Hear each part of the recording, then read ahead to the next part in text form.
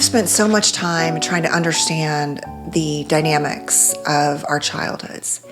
And one of the things that drives and sets up so many of us to make, unfortunately, not great decisions in our partner choice, I truly believe with all of my heart, is not only driven by, of course, trying to unconsciously heal or subconsciously heal the wounds of childhood, and to this time get it right, to this time not have neglectful parents, to have available partners, to this time be a different version of a mother than the one you had, or father or parent. But that this piece around hypervigilance and hyper-empathy are often extremely impactful in how it plays out in our lives. And what I'm really talking about here is what I often call the trauma personality of what often comes out of what I believe are eggshell type childhoods, eggshell parents initially, and maybe later choosing an eggshell partner that looks very different. Meaning that I've shared in my childhood, my parents were very ragey eggshell, highly unpredictable emotionally and relationally. And when I chose a partner, at least in the very, very beginning or most of the years, it looked nothing like that. It felt safe because there wasn't yelling and screaming and raging. But I later realized that I came back to the same set of feelings at the end of it, feeling like I didn't matter, feeling shame, unfortunately carrying a lot of trauma afterwards. But that manifestation was more about that quiet, moody, kind of narcissistic dynamic I've talked about, where the mood sets the tone and the person may never say a word. But because I was trained to be hypervigilant and hyperempathic, that worked really well. It seemed different. It seemed safer. It ended up not being safer. But I didn't know that, right? So that's the spectrum of one end, having somebody on one end who is more quiet, and you just know when they're in a bad mood, you tiptoe around them, even if they don't say a word or they say few words, all the way up to a parent, as I've talked about, where you hear the garage door come up, the gravel tires being, driven over quickly, and you're like, oh my God, I need to go be busy in my room because this partner is on one tonight and it's not going to go well for me. But both of those have hypervigilance, right? You're scanning and attuning. Alongside that, I believe that hyper-empathy is very common in all kinds of childhood trauma and really any relationship. And we know that it can also be common in things like autism. So this intersection between autism and trauma and hypervigilance and hyper-empathy, yes, there are those on the spectrum who are hyper-empathic. We no longer believe that to be autistic is to lack empathy. It's just not accurate. We're still catching up with the research, but there's a spectrum, just like for everything else around empathy. But this piece of hyper-empathy, and I think it's been in some cases repackaged as empath.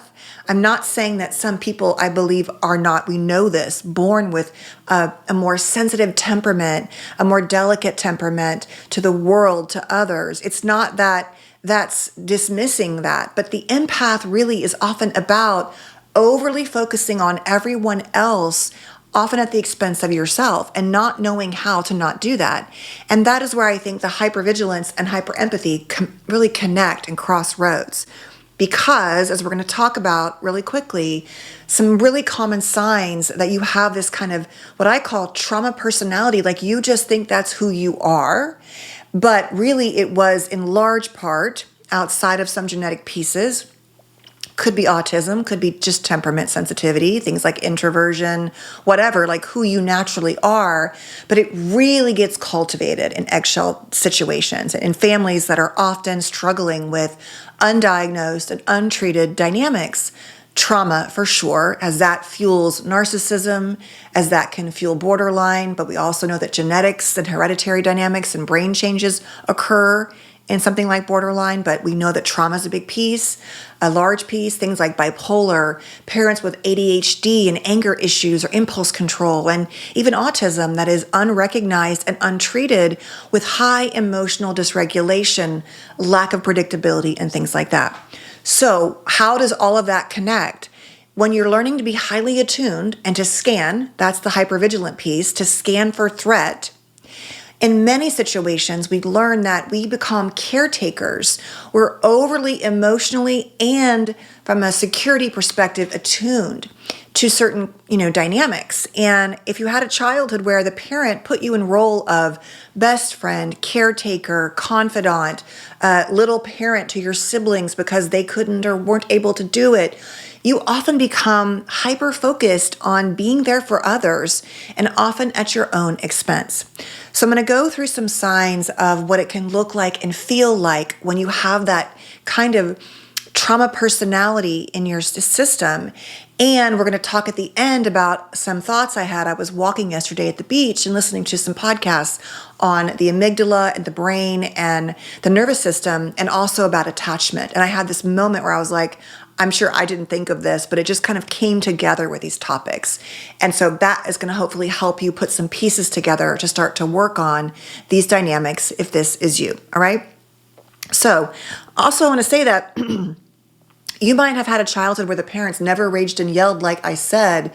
They were that quiet, seething, passive aggressive, moody dynamic. And so it was actually more of a neglectful, like an emotional neglect situation.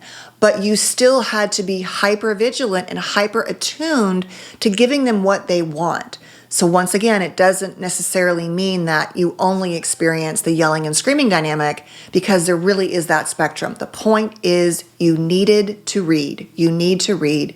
You need to scan. And then you make meaning of it quickly like this, and then you do something. You go to your room. You make dinner for the parent. You caretake the parent. You BFF the parent. You become their therapist. You ride your bike and head out of the house, right? You dissociate. You numb out. Whatever it is, you make meaning, you do something, okay? So the first sign really is about being chronically hypervigilant. It is this idea that you are often in fight or flight, whether you want to be or not. So you're scanning, and like I just said, making meaning, and the meaning you make also connects to hyperempathy because you're overly scanning, taking the temperature of the person, the mood, and making meaning. And oftentimes that meaning has to do with you. So you scan, you read, but a lot of it comes back to something wrong with you. And that's something that you should do. And that is often the heart of childhood trauma. I'm going to slow down. I know I'm talking fast. I've been hurrying lately. I'm going to slow down. So you often think that people are upset with you, that someone's mad at you, that you're in trouble, that they don't like you, right? You read and scan and you make meaning. And we know that when we're taught to do this, we often become so focused on trying to find something that we find it even in situations that are actually sort of neutral or more ambiguous. But we've been trained to scan for negativity, for threat, rejection, being in trouble. So we tend to see that no matter what. The point is, you're hypervigilant, you scan, and the lens comes back onto you that you are somehow doing something wrong, in trouble, things like that. Number two, as part of this hyperempathic piece, you are a compulsive caretaker, a fawner. You learn to fawn in childhood. You learn to just people please. And the problem with that is that it is that outside in orientation, which is also the heart of hypervigilance, which says, I look to you first to then decide what I'm going to do about me. And you may not realize that, but your whole identity and value is outside in focused. I only matter if you think I do. I'm only successful and deserving of the blue ribbon unless you think I am, right? I'm only a good partner, a good mommy, a good spouse when my kids are thinking I'm great, when my partner is in a good mood. But what happens when my kids are having a bad day and they fuss at me, right? What happens when my partner, even if it's a healthy situation, is just tired and moody, but I've been trained to make meaning and interpret that. And so not only do we neglect like what we feel because we're focused on you, it helps us numb and avoid our pain. It keeps us in a state of often self-neglect, mentally, physically, emotionally. And oftentimes we don't know who we are. We know that identity issues can be a real challenge when we haven't had a chance to safely form that. Number three, we often just don't trust people, right? So when your own caregivers were the ones who betrayed you one way or the other because they were emotionally unpredictable emotionally unsafe, relationally, physically unsafe, all of those things. It's hard to have this built-in thing to think that people show up with good intentions in the world when your own parent or parents or caregivers did not. And so you just sort of like expect people to betray you, to let you down, to cheat on you, to disappoint you. And there's a fine line between like, okay, I'm just not going to put my head in the clouds and just not pay attention. But, either becoming so focused on that, kind of like in borderline, where the focus can be so much on, please don't leave me, that if left unmanaged, they will often act out so many times with their own struggle, behaviors and emotions and thoughts that make you want to leave them, and then you do. And so it becomes this self-fulfilling prophecy. So that's possible. And lastly, you just might attract people that don't make you feel good about yourself because you don't feel good about yourself. You don't trust them anyway. The next one is you often self-silence. I just made a video about that a few weeks ago. You might avoid conflict, but you stuff and take it because you're scanning and interpreting and wanting to be a caregiver, and that hyper-empathic, like, are you okay? And what's my job in it? But then you blow because you don't set boundaries. You don't speak up for yourself. You don't self-advocate because oftentimes, as I said a million times, in these childhoods, to be angry is dangerous. It feels like a threat. I think Coco is doing something in the bathroom. So you take too much and then you blow, right? And then when you get really mad, even if you don't do the worst things ever, you have that internalized sense of shame. Like I would always say, if I lost it, I would think, oh my God, I'm just like my mother. Even though my mom yelled every day, maybe if I yelled once a week, it felt like I was the worst parent ever. And especially before I did my work. And so, hold please. Coco? I don't know, Coco found this like knob of something. Is rolling it on the wood floor. All right, so the point is you take too much and then you blow. And then oftentimes now you're back to, I'm the worst ever. I feel so bad about myself. You don't have a good, healthy relationship with anger, let alone your own anger. And so you often numb it, suppress it, don't deal with it, but you can get stuck in that pattern where you just take too much. Because once again, oftentimes boundaries weren't modeled or allowed, or even you weren't exposed to them. And so you don't know how to set them either for yourself. The next sign is you often describe yourself as highly sensitive. I'm an empath. All I do is pick up others' pain. I can't handle that. And you know how I am. I'm so empathic. And it's like, yes, because you were trained to be empathic. Part of the way you survived was to not make it about you, to make it about your unsafe caregiver or caregivers, to rotate around others. And you are sensitive. Most likely we know that certain people, like I said in the beginning, have a more sensitive temperament. But you think that your caregiving, your tiptoeing around, your scanning is like, oh, you're so sensitive. And yes, neurologically, especially if you have autism or hyper, sensitivity to all kinds of things, like that might be going on too as part of who you are. But it's this cycle where you see it as, oh, like I'm so reactive to the world. But it's because you were trained to be hyper aware of the reactivity of the world.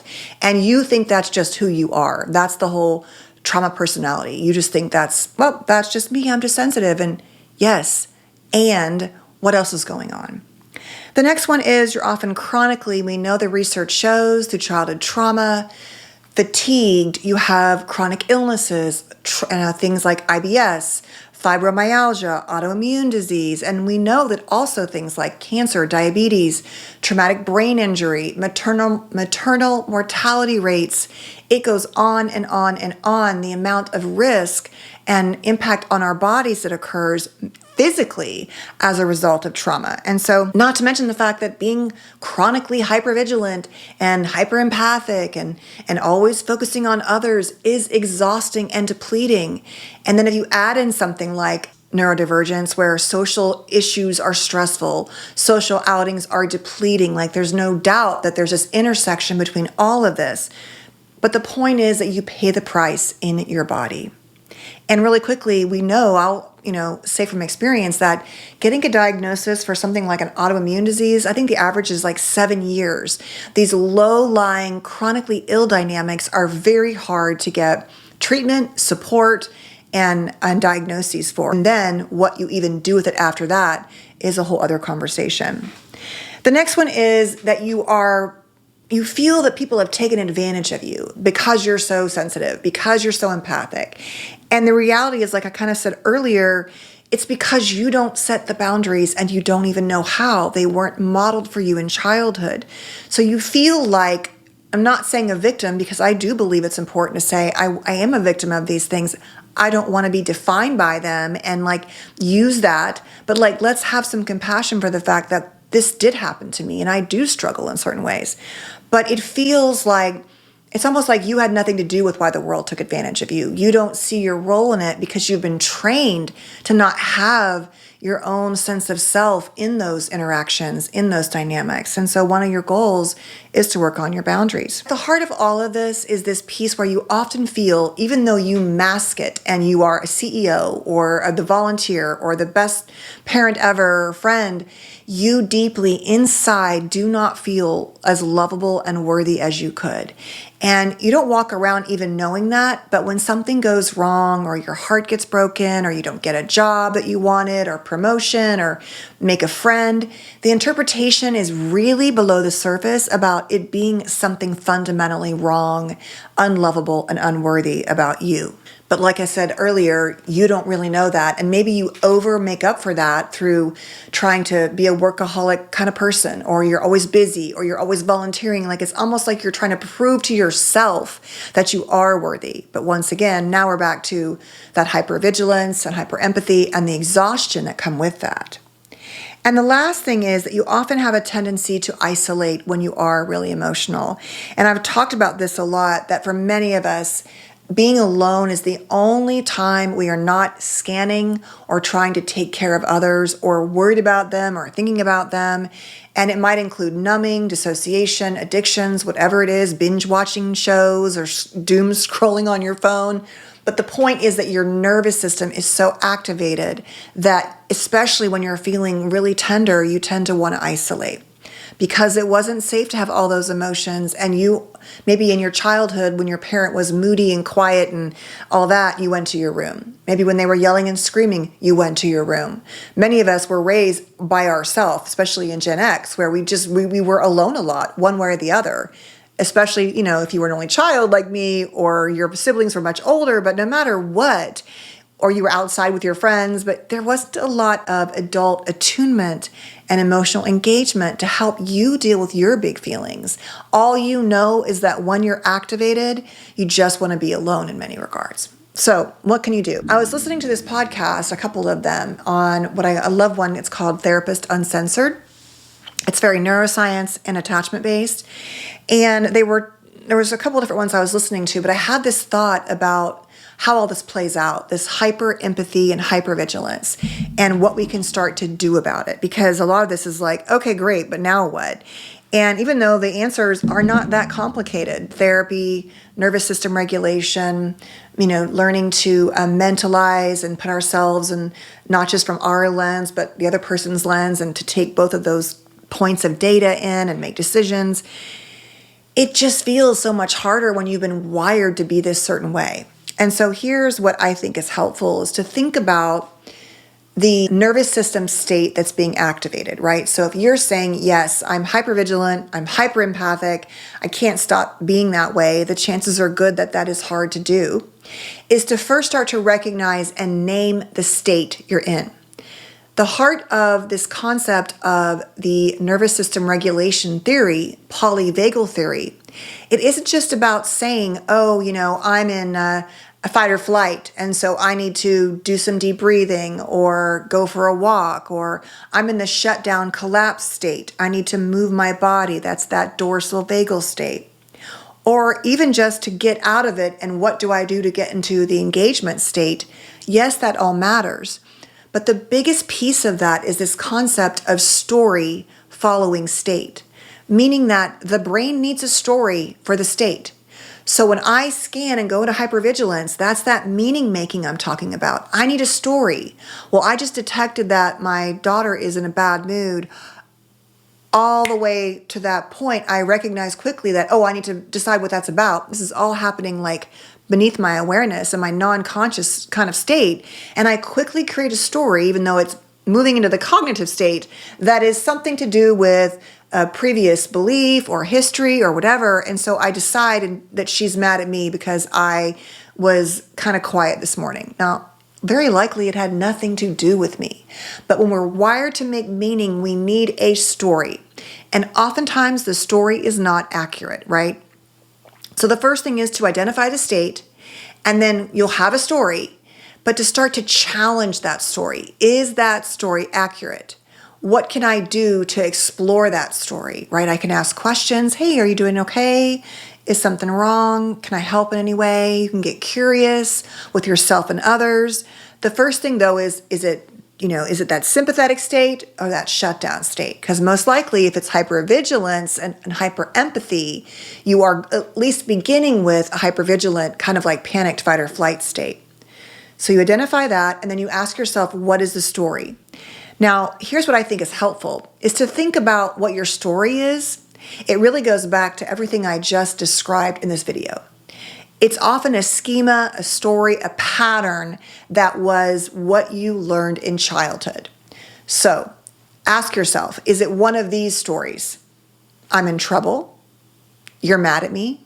You're upset with me, right? You're dangerous, could be. I need to do something right now. I feel panicked to prepare for danger, but there really is no danger.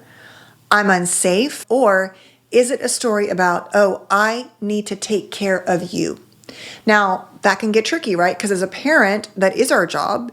But as our kids get older, the way we do that can shift. The point is, what is the state in my body? Number one. What is the automatic story I went to? Number two. Number three, is that story accurate? Why or why not?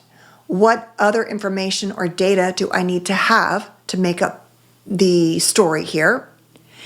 Is the story one of my old triggers and wounds, the old schemas and patterns that say things like, when I was a kid and my parents were mad, it meant I was in trouble, they were mad at me, or I had to now go into best friend mode and make my mommy okay or my daddy okay, or, it's dangerous. They're going to start throwing things at each other. I need to go to my room. That's a real danger. The hypervigilance is about detecting threat. The thing is, it can be all kinds of threat, right? From emotional threat to physical threat. Is it that I'm unsafe right now? Is the story that I'm unsafe? Am I actually unsafe? That was what I thought in my mind, but am I really unsafe? Or is it that what's being activated and triggered is an old story around, I need to make everything okay for you? Well, I got news for you. You have a child who's upset, from little child to teenager. You can be there with them. You can help them through it, but you can't just magically make them okay. These are their emotions, their feelings, and their world. There are things you can do to be a safe harbor for that. There are things you can do to make it worse. But the point is, you can't fix it every single moment, even when you want to. And trust me, I have tried. Oh God, could all my fix-it skills have worked on my kids, I'd be easy street. But I have learned again and again and again, it will be a lifelong lesson, that I cannot. That these are their feelings, not mine. That blending of emotions can be hard for us as parents when our parents blended so much into us. And, newsflash, your kids are very triggering. Our kids, we really do think that they're going to heal everything, and they can be healing, but they're also going to trigger us and also going to bring additional wounds in good ways and bad ways, but you cannot prevent that, right? And so all of that can be happening, and you're kind of creating a story, but you're not really in the present. So the whole point of this is to ground you. And by the way, if you need to breathe first, do some grounding techniques where you kind of like sit in where you are and notice what's around you and what it smells like and feels like and sounds like. And then you try to identify the state you were or are in. And then you make sense of the story, explore the story, challenge the story, and see if the story is an old kind of narrative, an old story, or if there's something new that you need to pay attention to and do something about.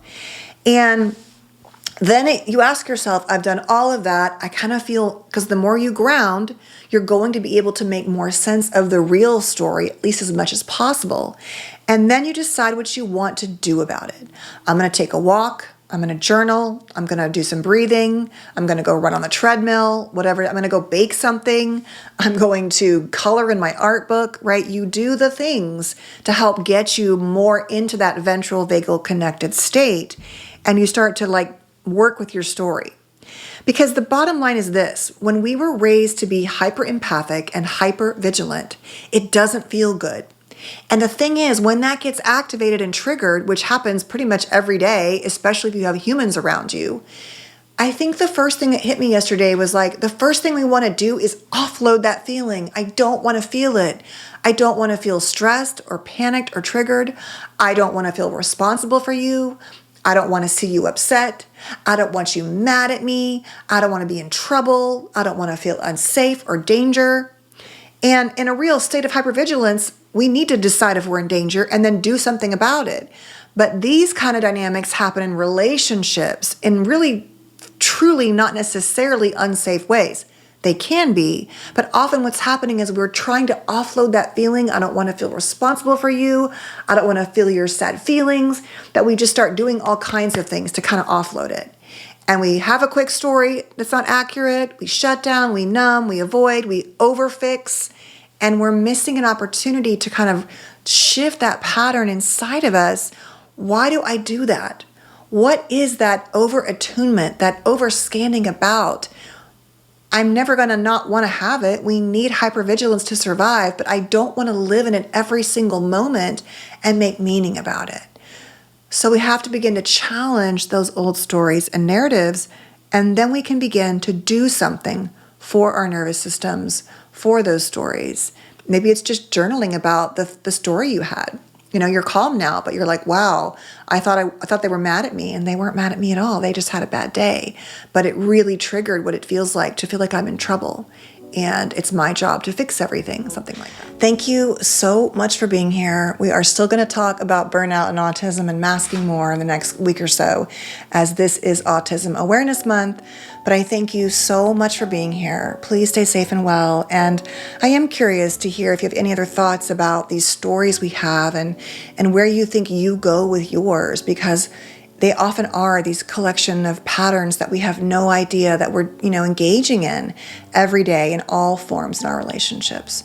So thanks for being here. Please stay safe and well, and I'll see you soon.